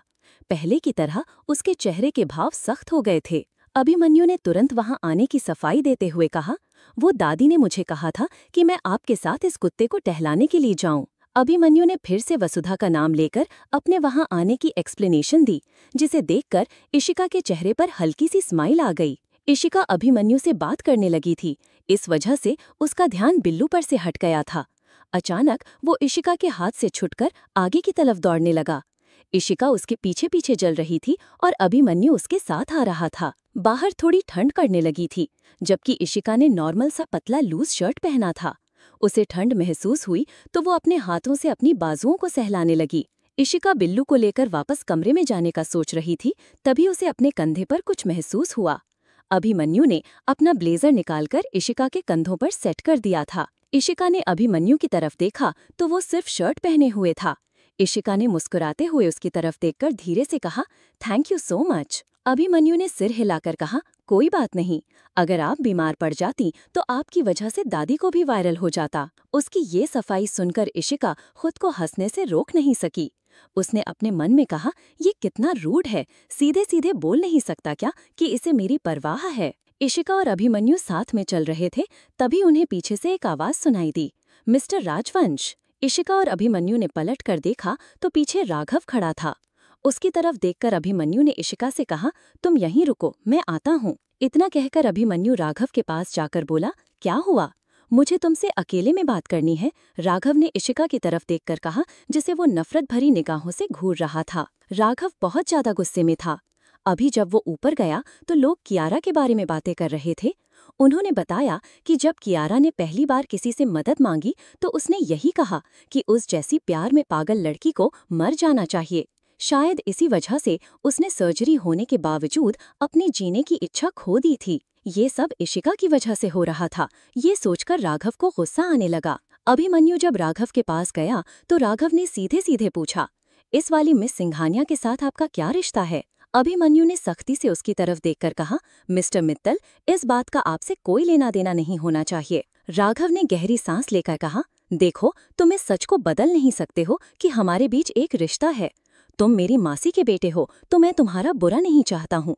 ये लड़की बिल्कुल भी अच्छी नहीं है, तुम्हें इससे दूर रहना चाहिए। हम दोनों फैमिलीज के बीच कोई रिश्ता नहीं है मिस्टर मित्तल, तो बेहतर होगा कि आप मेरे पर्सनल मैटर से दूर रहें। अभिमन्यु ने काफी रूडली जवाब दिया, तुम्हें अपनी आंखें खोलकर देखने की जरूरत है, वरना तुम बहुत पछताओगे। राघव ने गुस्से में जवाब दिया। अभिमन्यु के चेहरे पर ना दिखने वाली हल्की सी मुस्कुराहट आ गई और वो भौहें उठाकर बोला, अगर किसी को आंखें खोलकर देखने की जरूरत है तो वो तुम हो। रही बात पछताने की, तो वो मैं नहीं, तुम पछताने वाले हो। अभिमन्यु ने सीधे तौर पर नहीं कहा, पर वो इनडायरेक्टली राघव का मजाक बना रहा था, क्योंकि वो आयशा से बेवकूफ बन गया था। मतलब क्या है तुम्हारे कहने का? राघव ने चौंकते हुए पूछा। अभिमन्यु ने जानबूझकर उसकी बात का कोई जवाब नहीं दिया और वहां से जाने लगा। तभी राघव ने चिढ़ते हुए पीछे से तेज आवाज में कहा, तुम इतने अजीब कैसे हो सकते हो अभिमन्यु, तुम। अचानक राघव बोलते हुए रुक गया और उसने अपनी बात अधूरी छोड़ दी, क्योंकि अभिमन्यु ने उसकी तरफ देखा। गुस्से से इस वक्त उसके चेहरे के भाव सर्द हो रहे थे। राघव अपनी बात पूरी करता उससे पहले अभिमन्यु ने उसे घूरते हुए कोल्ड वॉइस में कहा, हमारे बीच बिजनेस रिलेशंस हैं मिस्टर मित्तल, और आपने अपनी लिमिट क्रॉस की है। आगे से अपनी फ्री की एडवाइस अपने पास ही रखिएगा। इतना कहकर अभिमन्यु वापस इशिका के पास जाने लगा। पिछले दिनों जब राघव अभिमन्यु से मिला था, तब उसे यही लगता था कि उसने लोगों से गलत सुना था। सब यही कहते थे कि अभिमन्यु काफी अग्रेसिव और गुस्से वाला इंसान है, वो काफी घमंडी भी है। लेकिन आज अभिमन्यु का ये रूप देखकर राघव को एहसास हो गया कि लोग गलत नहीं कह रहे थे। अभिमन्यु एक ऐसा इंसान था जिसके करीब जाकर भी कोई उसे नुकसान पहुंचाने के बारे में सोच भी नहीं सकता था। राघव एकटक अभिमन्यु को देख रहा था। उसने देखा कि इशिका के पास जाते ही उसके चेहरे के भाव पहले की तरह बिल्कुल सामान्य हो गए थे। वहीं इशिका अभिमन्यु का जैकेट पहने हुए थी। उसे अब गर्मी का एहसास होने लगा था और उस जैकेट में से अभिमन्यु की हल्की खुशबू भी आ रही थी। उसे हमेशा से अभिमन्यु के परफ्यूम की स्मेल पसंद थी। इशिका वहां खड़ी थी, तभी अभिमन्यु आया। उसने बिल्लू को अपनी गोद में उठाया और बोला, चलो ऊपर चलते हैं। इशिका ने उसकी बात पर हामी भरी और फिर दोनों ऊपर चले गए। अगली सुबह हमेशा की तरह अभिमन्यु काम पर चला गया, तो वही इशिका हॉस्पिटल में वसुधा के साथ कमरे में थी। वो अल्जाइमर के लिए मेडिसिन डेवलप करने के लिए रिसर्च कर रही थी। उसकी रिसर्च पूरी होते ही उसने बायोफार्मास्यूटिकल्स को एक मेल किया और फिर खड़ी होकर पानी पिया। उसके बाद इशिका रिलैक्स करने के लिए बैठी, तभी उसे कियारा का मैसेज रिसीव हुआ। उसने लिखा था, मिस सिंघानिया, क्या आज रात आपके पास टाइम है? मुझे आपसे मिलना है। अच्छा, मैं राजवंश एम्पायर और मित्तल एम्पायर के बीच हो रही गेट टुगेदर अटेंड करने के लिए जा रही हूँ, इशिका ने जवाब में लिखा। इशिका ने उसे जवाब दिया ही था कि तभी उसके पास दिशांक का कॉल आया। दिशांक गुस्से में लग रहा था। वो कॉल पर बोला, मैम, हमें नए प्रोजेक्ट में काफी मुसीबतों का सामना करना पड़ रहा है। क्या हुआ? सब कुछ ठीक ही तो चल रहा था। हम अपने हाइड्रोजन फ्यूल के रॉ मटेरियल्स मित्तल इंडस्ट्रीज से खरीदते हैं। अचानक उन्होंने हमें रॉ मटेरियल बेचने से मना कर दिया। उन्होंने कहा कि उनके पास हमारे लिए मटेरियल अवेलेबल नहीं है। मैं कहीं और से भी ऑर्डर करके मंगवा सकता हूँ, लेकिन उसे आने में टाइम लगेगा। हमें कुछ कमिटमेंट्स भी पूरे करने हैं। दिशांक ने एक सांस में सारी प्रॉब्लम को इशिका के सामने रख दिया था। हमारा रॉ मटेरियल दिल्ली के मित्तल इंडस्ट्रीज से आता है? इशिका ने भौहें चढ़ाकर पूछा। कंपनी की सारी जिम्मेदारी दिशांक के ऊपर ही थी, बस वो टेक्निकल इश्यूज को संभालती थी। ऐसे में उसे नहीं पता था कि उनकी कंपनी के लिए रॉ मटेरियल मित्तल इंडस्ट्रीज से आता होगा। दिशांक ने गहरी सांस लेकर कहा, हाँ, उन्हीं से खरीदते हैं। मैंने उनके मैनेजर से बात की थी, तब पता चला कि वो हमारे अलावा इतना बल्क में किसी को इतना मटेरियल नहीं देते हैं। उसने कहा कि ऊपर से स्ट्रिक्ट ऑर्डर मिले हैं कि हमें रॉ मटेरियल ना बेचा जाए। ठीक है, मैं इस मामले में कुछ करती हूँ, इशिका ने जवाब दिया और कॉल कट कर दिया था। फोन रखने के बाद में इशिका ने डायरेक्ट कियारा के मॉम डैड से बात करने का फैसला किया। वो नहीं चाहती थी कि उनके बीच कोई गलतफहमियां हों, इसलिए वो सीधे जाकर उनसे पूछना चाहती थी। इशिका कियारा के रूम की तरफ जा रही थी, तभी उसे सामने से राघव आता हुआ दिखाई दिया। राघव को देखते ही इशिका ने कहा, हेलो मिस्टर मित्तल। राघव रुका और उसने गुस्से से इशिका की तरफ देखा। इशिका ने राघव के पास जाकर काफी आराम से कहा, मैं डॉक्टर मर्चेंट हूँ। हमारी कंपनी अपने हाइड्रोजन फ्यूल के सारे रॉ मटेरियल्स आपकी इंडस्ट्री से खरीदती है। अचानक मुझे पता चला कि उन्होंने हमें सामान बेचने से मना कर दिया है। क्या आपको किसी तरह की गलतफहमी हुई है मिस्टर मित्तल? कोई गलतफहमी नहीं हुई है, राघव ने बेरुखी से जवाब दिया। वो कुछ पल रुका और सख्त आवाज में बोला, मैंने उन्हें ऑर्डर दिए हैं कि आगे से आपकी कंपनी को कोई सामान ना बेचा जाए। और वो क्यों? इशिका ने हैरानी से पूछा। ओ रियली मिस सिंघानिया, कितनी इनोसेंट बन रही है ना आप। भूल गई है क्या आपने कितना कुछ कहा था मेरी बहन को? राघव ने अपना गुस्सा निकालते हुए कहा। इशिका को समझ नहीं आया कि आखिर उसने कियारा से कह क्या दिया था जिसकी वजह से राघव इतना गुस्सा हो गया था। इशिका को कुछ याद नहीं आ रहा था। कियारा तो उससे काफी हंसकर मिलती थी और जब भी वो वापस जाती थी तो उससे यही कहती थी कि जल्द ही उससे मिलने के लिए आना। इशिका ने गहरी सांस लेकर कहा, देखिए मैंने कियारा को कुछ भी ऐसा वैसा नहीं कहा है। आप चाहो तो उससे बात कर सकते हो। मुझे नहीं पता था कि कियारा की हेल्प करने के बाद आप इतनी ज्यादा एहसान फरामोश निकलेंगे कि मेरी कंपनी पर अपना गुस्सा उतारेंगे। इशिका किस मदद की बात कर रही थी पहले राघव को समझ नहीं आया। बाद में उसे लगा कि इशिका पुलिस स्टेशन में गवाही देने को उनकी मदद बता रही थी। राघव ने आगे कहा, मिस सिंघानिया, पुलिस की मदद करना हर एक सिविलियन का फर्ज होता है। इसमें आपने हमारी कोई मदद नहीं की है और एक मामूली सी मदद के लिए तुम यहाँ मुझसे लड़ने के लिए आई हो। ओके, तो आपको वो सब मामूली सा लगता है तो आपका कुछ नहीं हो सकता, इशिका ने गुस्से में जवाब दिया। हालांकि वो काफी शांत रहती थी, लेकिन राघव के बेवजह गुस्सा करने पर उसे भी गुस्सा आने लगा। तुम्हें जो कहना है कहो, लेकिन आगे से तुम्हारी कंपनी को मित्तल इंडस्ट्रीज की तरफ से कोई रॉ मटेरियल नहीं मिलेगा, राघव ने अपना आखिरी फैसला सुनाते हुए कहा। पहले दिन जब इशिका राघव से मिली थी तो उसे यही लगा था कि वो एक अच्छा इंसान है। उसकी बहन के इतना सब कुछ करने के बाद भी उसे लेने के लिए तुरंत आ गया था। लेकिन आज उसे वो एक घमंडी और बेवजह गुस्सा करने वाले इंसान के अलावा और कुछ नहीं लगा। इशिका उसे कुछ कहती उससे पहले राघव कियारा के कमरे में चला गया था। इशिका को इस वक्त इतना गुस्सा आ रहा था कि उसे कुछ नहीं दिखाई दिया। वो अपने मन में बोली, भाड़ में जाए सब, मिस्टर राजवंश बिल्कुल ठीक कहते हैं। कुछ लोग रिश्ते निभाने के लायक ही नहीं होते। मैं मिस्टर और मिसेज मित्तल से कोई बात नहीं करने वाली, सेल्फिश कहीं के। इशिका गुस्से में वापस से वसुधा के कमरे में आ गई। जल्द ही शाम भी हो गई थी, जहाँ इशिका को अभिमन्यु के साथ पार्टी के लिए निकलना था। पार्टी काफी ग्रैंड थी क्योंकि डील भी बहुत बड़ी हुई थी। उस पार्टी में राजवंश एम्पायर और मित्तल एम्पायर के एम्प्लॉइज से लेकर बाकी बिजनेसमैन शामिल हुए थे। यहाँ तक कि कुछ एम्प्लॉइज तो दिल्ली से भी पार्टी अटेंड करने के लिए आए थे। वहीं कियारा के हॉस्पिटल रूम में कियारा व्हील चेयर पर थी और पार्टी के लिए तैयार हो गई थी। उसने एक सिंपल बॉटल ग्रीन कलर का ड्रेस पहना हुआ था। बीमार होने की वजह से उसके लुक को काफी सिंपल रखा गया था। चेहरे पर हल्का सा मेकअप और बालों को स्ट्रेट करके सिंपल सेट किया हुआ था। कियारा को तैयार हुआ देखकर नैना ने कहा, तुम्हें तो गेट टुगेदर्स पसंद नहीं है, फिर तुम वहां जाने के लिए इतनी एक्साइटेड क्यों हो रही हो? देखो, अगर तुम्हें ये लग रहा है कि हम सबके जाने के बाद तुम अकेली रह जाओगी तो ऐसा बिल्कुल मत सोचो। कोई जबरदस्ती नहीं है, मैं तुम्हारे साथ यहाँ रुक जाऊंगी। कियारा का चेहरा उतरा हुआ था। ऐसा लग रहा था कि वो काफी उदास है। उसने धीमी आवाज में कहा, पता नहीं मिस सिंघानिया को क्या हो गया। सुबह वो मुझसे मिलने आने वाली थी लेकिन मुझसे मिलने नहीं आई। ऊपर से मेरे मैसेज का जवाब भी नहीं दे रही। ऐसा लग रहा है जैसे वो मुझे इग्नोर कर रही हो। वो आज पार्टी में जाने वाली है तो मैं उनसे बात करना चाहती हूँ। कियारा की इच्छा का सबने सम्मान किया और उसे पार्टी में जाने के लिए हाँ कह दी थी। राघव उसकी व्हील चेयर के साथ नीचे पार्किंग एरिया में पहुंच गया। जैसे ही वो लोग वहां गए तो उन्होंने देखा अभिमन्यु की गाड़ी वहां थी।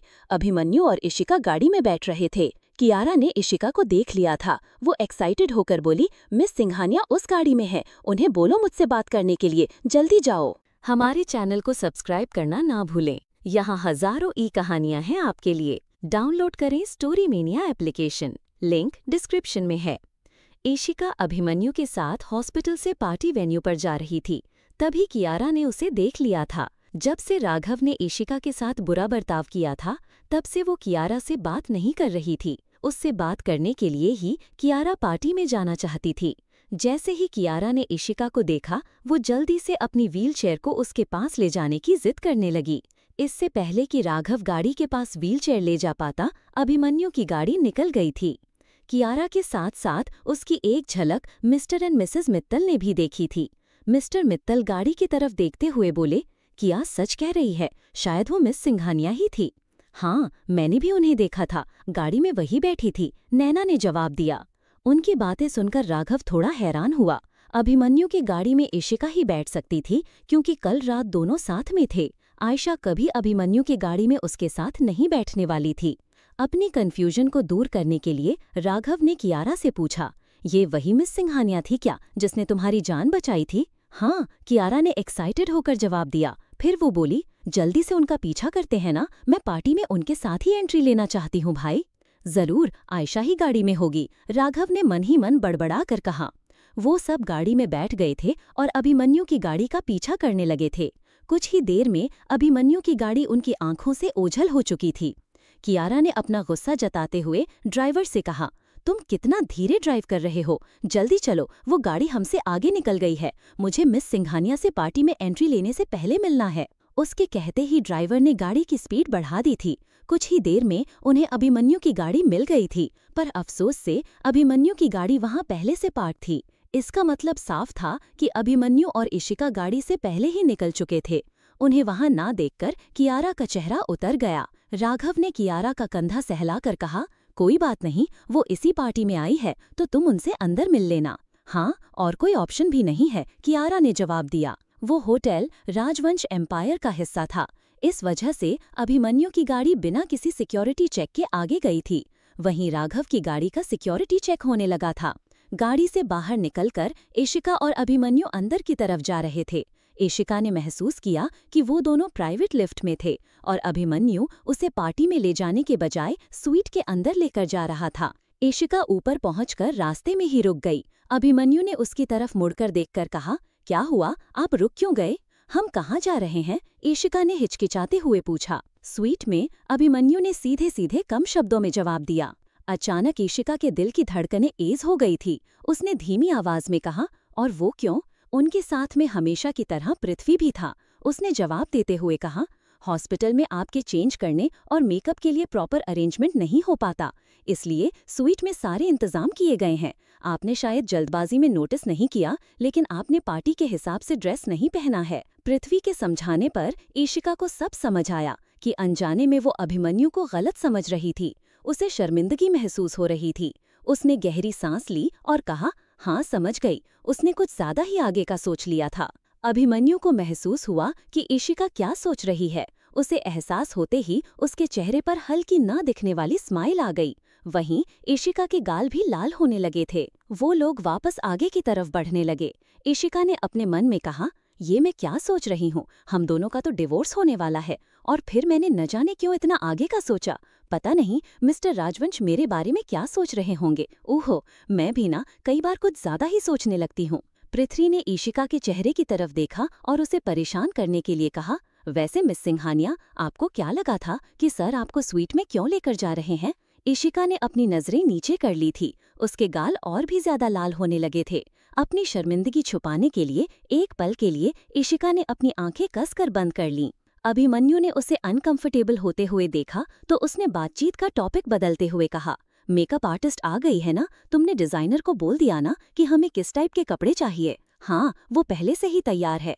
कपड़ों के मामले में हमें मिस सिंघानिया की स्पेसिफिक चॉइस का पता नहीं था, इसलिए मैंने डिजाइनर को उनके बेस्ट कलेक्शन लाने को कहा है, वो उनमें से सिलेक्ट कर लेगी, पृथ्वी ने जवाब दिया। इशिका ने राहत की सांस ली, क्योंकि अभिमन्यु ने बातचीत का रुख बदल दिया था। कुछ ही देर में वो प्रेसिडेंशियल स्वीट में पहुंच चुके थे।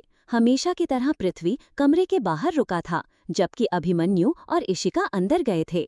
अंदर जाते ही अभिमन्यु काउच पर जाकर बैठ गया। हालांकि वो अपने मोबाइल में लगा था, लेकिन उसका ध्यान इशिका पर ही था, क्योंकि उसके पास ही एक स्टैंड पर काफी सारी ड्रेस लगी हुई थी। मेकअप आर्टिस्ट ने इशिका से कहा, मैम आप इसमें से एक ड्रेस सिलेक्ट कर लीजिए ताकि उस हिसाब से मैं बाकी का मेकअप और ज्वेलरी डिसाइड कर सकूं। इशिका ने कपड़ों की तरफ देखा तो वहां एक से बढ़कर एक महंगी डिजाइनर ड्रेस रखी हुई थी।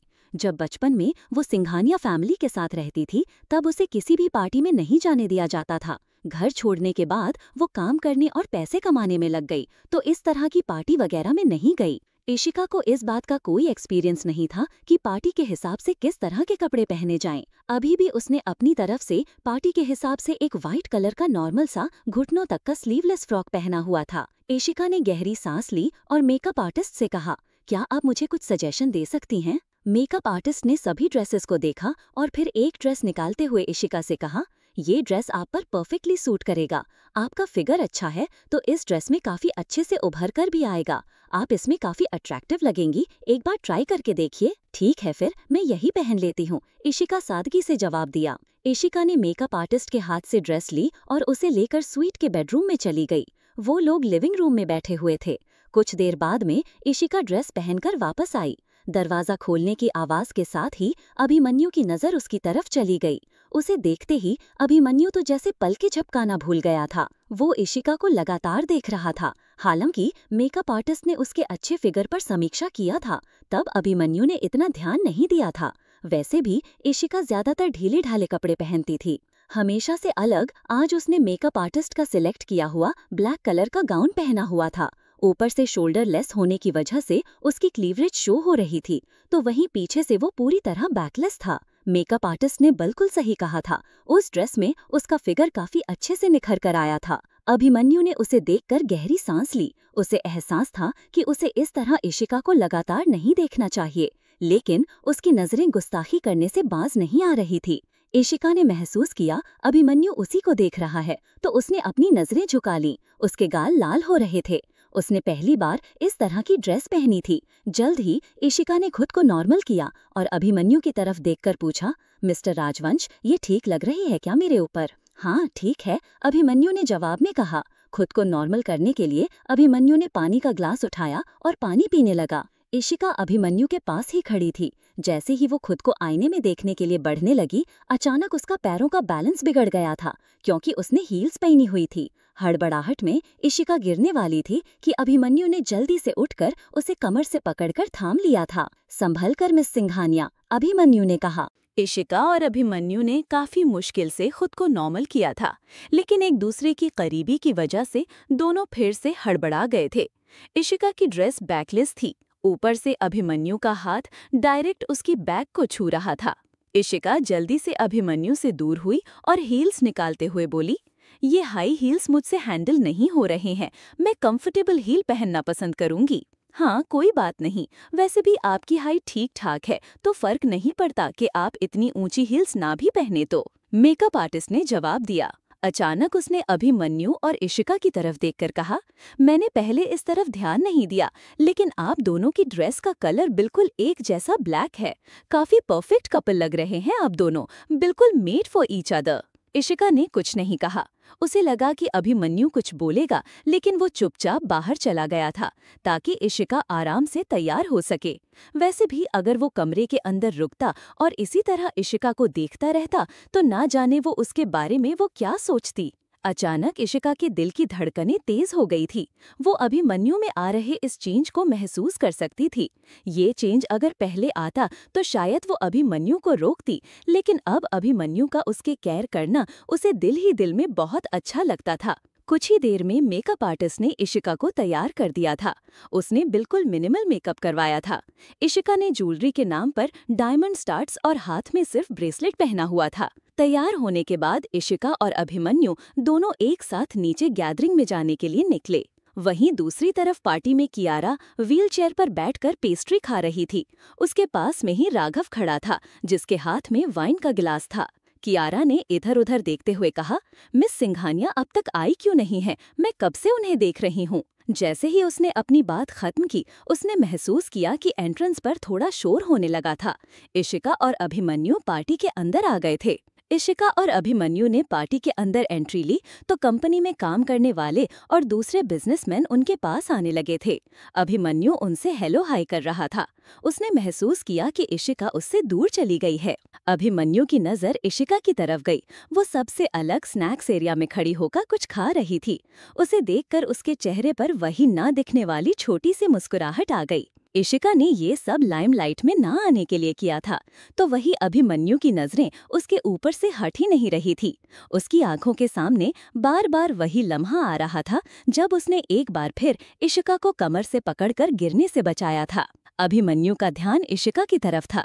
तभी किसी ने तेज आवाज में कहा, मिस्टर राजवंश, आप इस पार्टी में मिसेस राजवंश को क्यों नहीं लेकर आए? आखिर हम सब उनकी एक झलक देखना तो डिजर्व करते ही हैं। हमें भी तो पता चले कि वो कौन लकी लड़की है जिसकी शादी आपके साथ हुई है। अभिमन्यु को अपनी पत्नी के बारे में बात करना पसंद नहीं था। ये जानते हुए किसी दूसरे आदमी ने उसे इशारे से चुप कराया। जिसने ये सवाल पूछा था वो अभी अभी वहाँ सेटल हुआ था। हमेशा अभिमन्यु को उसकी पत्नी के बारे में पूछे जाने पर वो रूखे तरीके से जवाब देता था, लेकिन आज उसने सामान्य तरीके से जवाब देते हुए कहा, जरूर, जल्द ही वो लम्हा आपके सामने आएगा। सब लोग हैरान रह गए। अभिमन्यु ने पहली बार अपनी पत्नी के बारे में बात की थी और उन सब से मिलवाने के लिए भी कहा था। वहीं कियारा इधर उधर देख रही थी। उसे लगा कि इशिका अभिमन्यु के साथ पार्टी में आई होगी। उसे अभिमन्यु को दिखाई दे गया था, लेकिन इशिका कहीं नहीं दिखी थी। कियारा की नजरें इधर उधर देखते हुए इशिका को ढूंढ रही थी। तभी राघव उसके पास आकर बोला, मेरे पास तुम्हारे लिए एक गुड न्यूज है। क्या? कियारा ने सिर हिलाकर पूछा। तुम्हें वो लड़की याद है? अरे वो पहले वाली मिस सिंघानिया जिससे तुमने हेल्प मांगी थी और उसने तुम्हारी हेल्प करने से इनकार कर दिया था। उसने तुम्हारी सबके सामने बहुत इंसल्ट भी की थी। राघव वहाँ उस आयशा के बारे में पूछ रहा था। आयशा की याद आते ही कियारा का चेहरा उतर गया था। उसने नजरें झुकाकर कहा, हाँ, मुझे वो लड़की याद है। उसे मैं कभी भूल भी नहीं सकती हूँ। आज तक इतना बुरा मुझे किसी ने नहीं बोला जितना उसने कहा था। मैंने उससे तुम्हारे लिए बदला ले लिया है। राघव ने मुस्कुराकर कहा। क्या किया आपने? कियारा ने जल्दी से पूछा। उसकी कंपनी के लिए रॉ मटेरियल हमारे यहाँ से ही जाता था। मैंने रॉ मटेरियल भेजने से मना कर दिया है और उसे इतनी आसानी से रॉ मटेरियल मिलने वाला भी नहीं है। राघव ने काफी प्राउडली बताया। बिजनेस वर्ल्ड के लोग इतने ही क्रूअल होते थे। बदला लेने के लिए वो किसी भी हद तक जा सकते थे। हालांकि आयशा ने उसके साथ बहुत बुरा बर्ताव किया था, फिर भी कियारा ने कहा, आपने बहुत बुरा किया। हो सकता है वो उस वक्त परेशान होगी, इसलिए उसने मुझे वो सब कहा। आपको ऐसा नहीं करना चाहिए था भाई। जो भी हो, मेरे दिल को तसल्ली मिल गई है। अब वो भी किसी के साथ बदतमीजी से बात करने से पहले 2 बार जरूर सोचेगी। राघव ने सख्ती से जवाब दिया। कियारा को मन ही मन आयशा के लिए बुरा लग रहा था, जबकि वो नहीं जानती थी कि वो जिसके लिए बुरा मान रही है वो आयशा नहीं बल्कि इशिका थी, जिसके इतना सब कुछ करने के बावजूद भी बदले में उसे सजा ही मिली थी। फिलहाल के लिए इतना ही। कल के दिन के तीनों पार्ट में से किसी के अंदर इशिका की सच्चाई सामने आ जाएगी, तो पार्ट स्किप मत कीजिएगा। कल मिलते हैं, पढ़कर समीक्षा कर दीजिएगा।